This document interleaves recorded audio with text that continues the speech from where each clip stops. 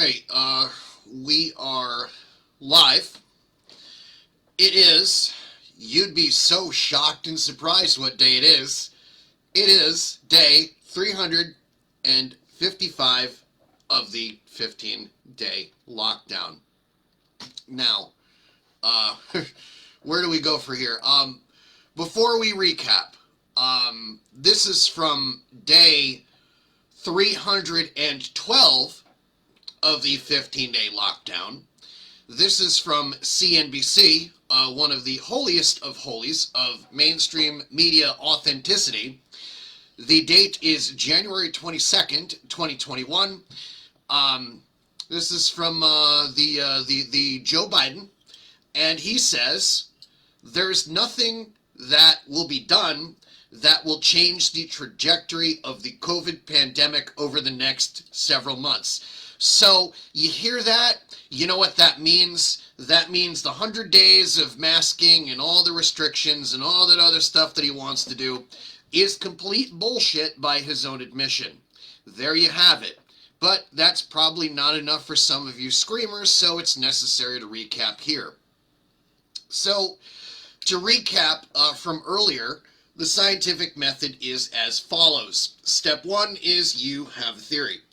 Step 2 is you design an experiment to test that theory. 3 is you collect the data from the test.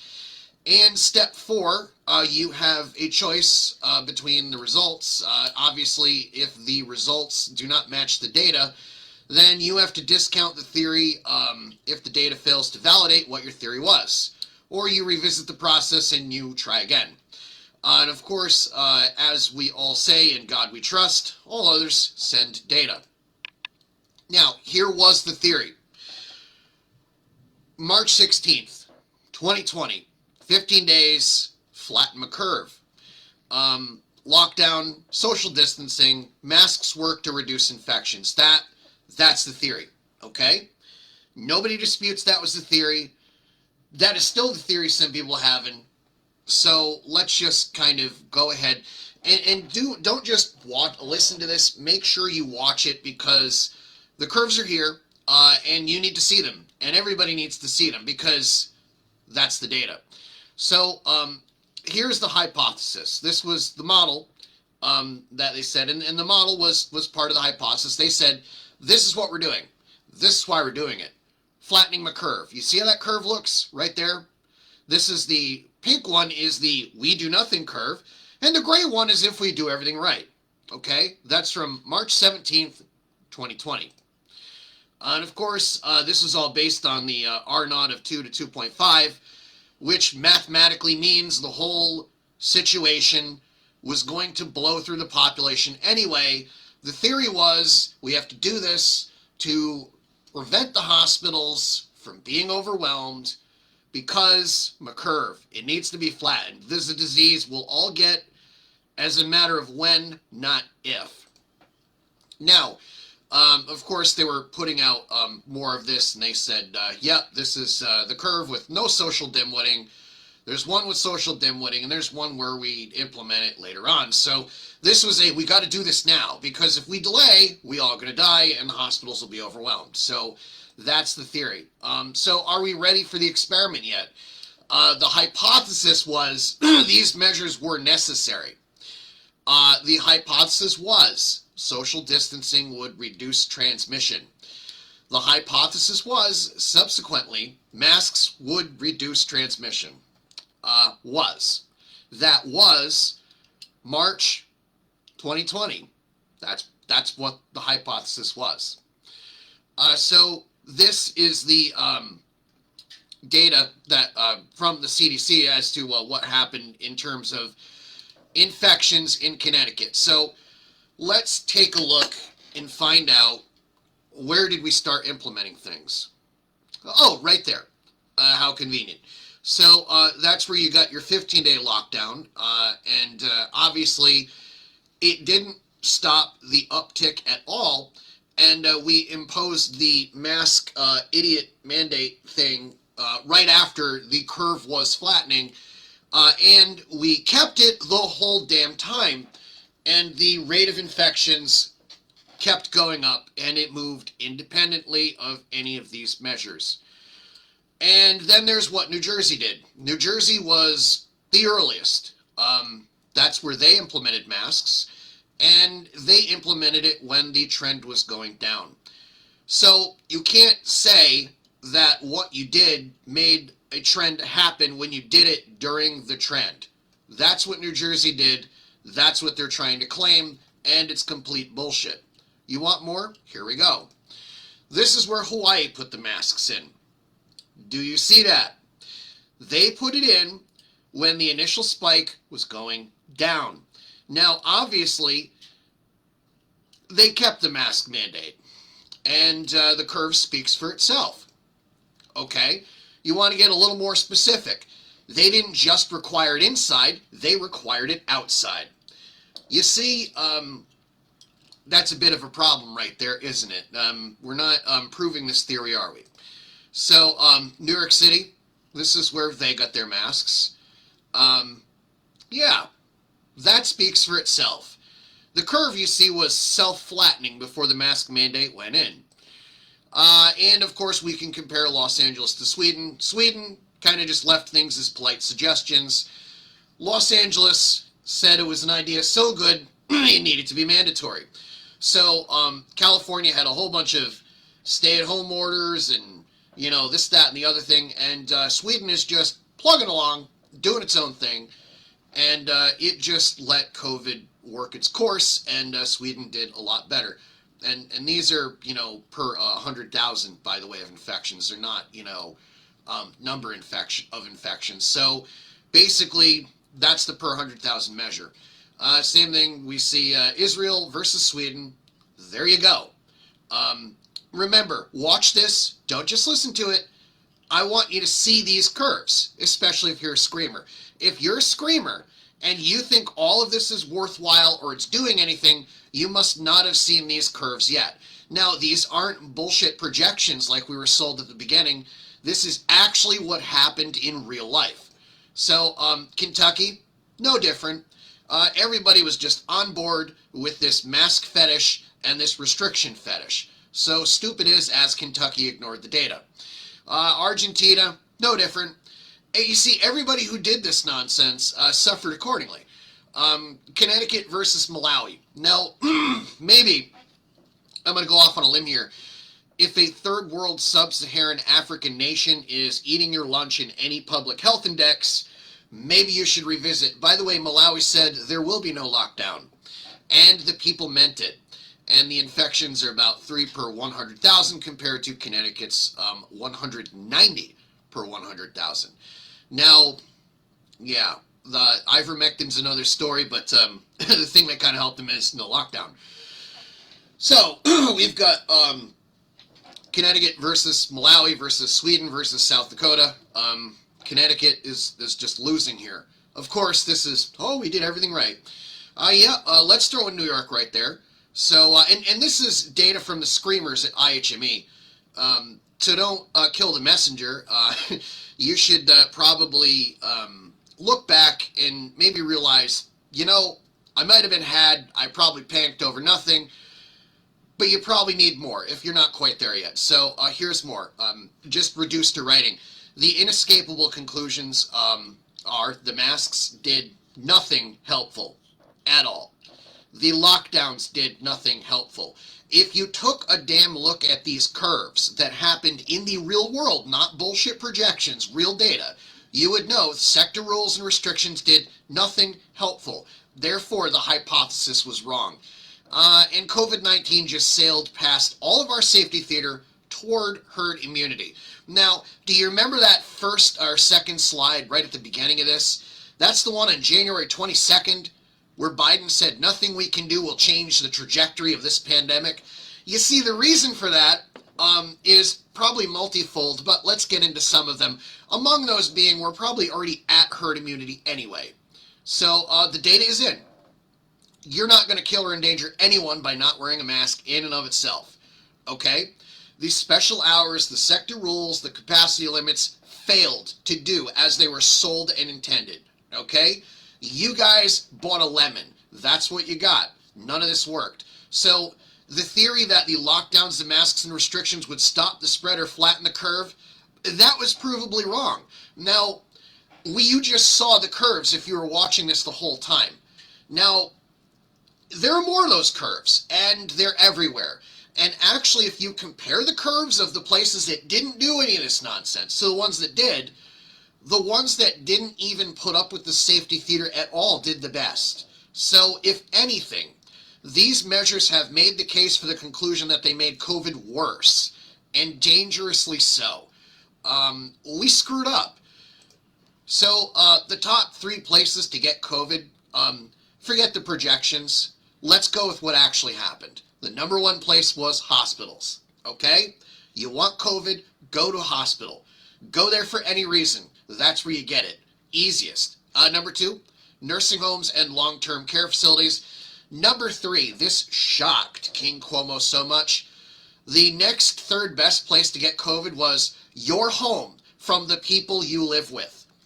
Distant 4th place was everyone else everywhere else, including restaurants, grocery stores, outdoor parks, and public places. And gyms, I might add, too. So, if you want to get COVID, go to a hospital or a nursing home. That's where you get it. That was the transmission vector. We knew that from fucking March. Okay? End of story. The date is in. It's time to stop catastrophizing. So, probably want to know why. Well, it's not just a correlation here. There's a causation, okay? We knew this back in at least March that COVID was transmitted through an oral fecal route. You know, that's the thing. Why do you think they've been testing sewers the whole time to find out where in the heck the COVID is? So, there's no mask for that. There just really isn't. And yeah, damn right we knew better. We knew better by March 9th, 2020. That was kind of the thing. And it wasn't a secret. You know, you didn't hear the media screaming about it. You know, because the thing is, you can't exactly virtue signal by washing your hands because most people don't even see you doing it. But if you really want to have something out there and in your face, you've got to yammer about masks. So that's another thing. And yes, even the Screamers mainstream media classic source, Fortune magazine, who the hell knew it would be, you know, some sort of health authority or health publication. But, you know, people were like, I read the Wall Street Journal and it said this about COVID. Well, fine. If you're going to, you know, cut and paste with some of these things, take everything they're saying. So if you're going to accept this source as true, you have to accept that even Fortune was reporting on it back in February of last year. And just to highlight the text here, the novel coronavirus is shed in the feces of infected people, which may help explain why it spread so fast, according to Chinese researchers. All right. So, in an executive order, we wouldn't risk trying because it might work.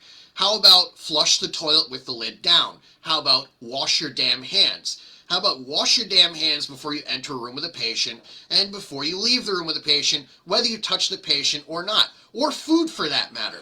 How about that? You see, as crazy and unenforceable as those executive orders would be, they might actually run the risk of having public health value.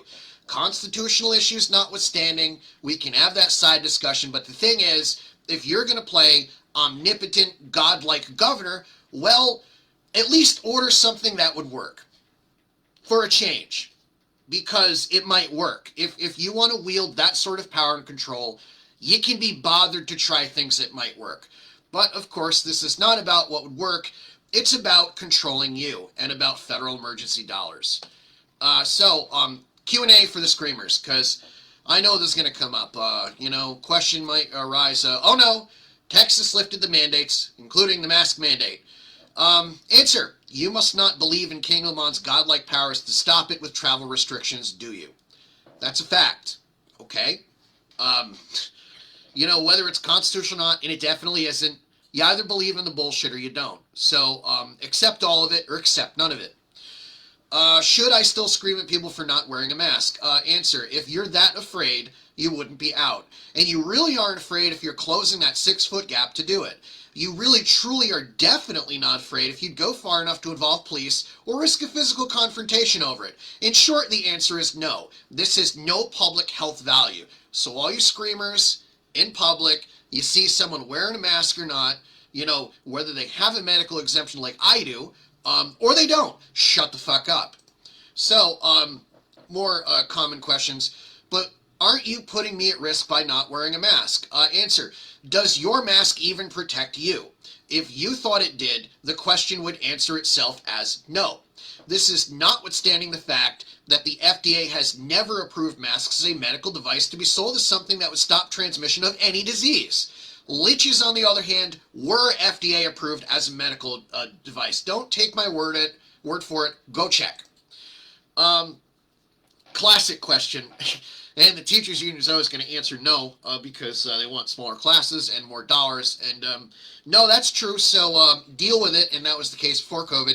Is it safe to open the schools? Answer, actually, it's dangerous to have had them closed this long, you monster.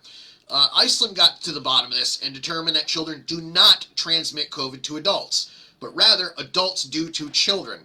Sidebar, the whole asymptomatic conclusion did not prove out either, regardless of age. We just went along with models and suspicions for 350 days plus, okay? That's a long time to go along with a belief, isn't it? So, next question. But didn't we lose an entire year of life expectancy to COVID? Answer, this is the truth. We lost an entire year of life expectancy due to the government response to COVID. The vast majority of those who died of, not with COVID, were past life expectancy. The causalities of fear-addled porn cost you Medicare, critical infrastructure, cancer screenings, normal treatment, deaths from drug abuse and overdose, and aggravation of existing first world problems like diabetes and obesity, which are not symptoms of COVID. The daily cortisol dump caused by your screaming and 49 governors looking for ratings did not help. You all killed us and Grandma in the name of Grandma. That's the truth. So you want to talk to me years later? Don't pretend like you weren't fucking screaming, because you screamers were, and you will be remembered. So, should I get the shot? Well, I'd say yeah, especially if you believe it's 95% effective. And of course, your follow-up question might be, should I wear a mask after I get both shots? Answer, do you really believe it's 95% effective? If you do, you've answered your own question, haven't you? You clearly need a hug or human contact, so please feel free to do that after you get both shots. Of course, next question arises, but don't people who don't wear masks put everyone at risk? Answer is, of course not. You assumed the risk the second you got into your car to go to the grocery store, the gym, or the restaurant, or anywhere else. There is no such thing as zero risk anything. Of course, a lot of you guys are like, I'm an unprotected essential superhero. Can I demand proof of a medical condition for mask exemptions? Answer, at your own substantial legal risk. People usually asking for this adamantly have no intention of honoring the request anyway, which makes it a Tier 4 HIPAA violation, which the attempt to obtain personal health information under false pretenses is. You want a $50,000 fine? Roll the dice. That's where we are. You might get it. Question, you're clearly not complying. What if I shame, shout down, and scream at you louder? Answer, I would have masked up on day 1 through 15 of the 15-day lockdown. You said not to. You then made it a religion. You are not winning hearts or persuading minds by threats, intimidation, or wildly contradictory public health messaging, are you? So what do I mean by religion? Religion is an article of faith unsupported by demonstrated cause and effect. There you have it. You have the lockdowns going into effect when the trend is ramping up. And it's not stopping it, is it? And then you have the masks coming in when the trend's already going down. And neither of these things, both of which were in place along the capacity restrictions, even made a damn difference. Nothing changed. As a matter of fact, it got worse. So, more COVID Screamer Q&A. But what should I do? I don't feel safe. Answer, neither do I. especially with the permanent societal health and socioeconomic and psychological damage you insist we continue to cause. The difference is I truly believe in my own cause and will take action based on what the data has shown. The data tells you the danger is past, and it tells me to log on to www.makemeday.com. And of course, more Screamer Q&A, because you know these guys are into this. Question, can't we just print more money? Answer, sure, okay, I'm already a billionaire. Want to make it rain and see what happens. And by the way, this is my $10 billion. This is my $10 billion note. I am a billionaire. End of story. We know where that goes. Careful what you wish for, you might just get it. Finally, classic question. If I'm wrong, then how did we get here? Answer, there is no way they can change what they, the Screamers, have done. That's why they create narratives. That's why people believe one party is allegedly pro-civil liberties and anti-war, and the other one is allegedly fiscally conservative. None of that is true. They fear and they suffer the pain of accepting facts of the narratives they construct to justify the horrible things that they have done to others, so they can perceive to be different in a different camp than theirs. They cringe, and they subconsciously shudder at the mere thought I'm having their gold statues, their icons, shattered by the sheer cost of what it is they have done, manifesting as a cold hard truth and well-established set of facts. They not only afford different rules and principles and concepts of justice as to their friends than they would not afford to their self-perceived enemies. They come in the name of preserving their narratives, with no real sincere belief that those they disagree with are even human, have rights, have dreams, have a purpose for existing, or any potential to do good, and thus must be lorded over and controlled. They won't even assume good intention in a disagreement. Little do they know that there is a way to not live in a lie. There are more than two options that are the same lies based on the purest of intentions. They simply do not know they can change the outcome rather than accept the choices presented. So, are you done yet? I think you ought to be. The thing is, we are at the point where the damage has been done. This is over. But you can sure as hell bet that for narrative purposes and emergency federal dollar purposes, these people are never, ever willing to let go. So that's the facts. It's not a model. It's not a projection. It's what happened in the real world, and it disproved the entire safetyism, social, dim-witting prison experiment as a deep, dark chapter in American history that never, ever should repeat. And it's going to go down in history just like Japanese internment camps in World War II. Probably worse. The truth will come out. But for now, fuck your narratives. Obviously, the Biden said it himself. The Trump didn't help you. None of that went down. So stay safe. Do log on to makemeday.com. And I will talk to you all soon.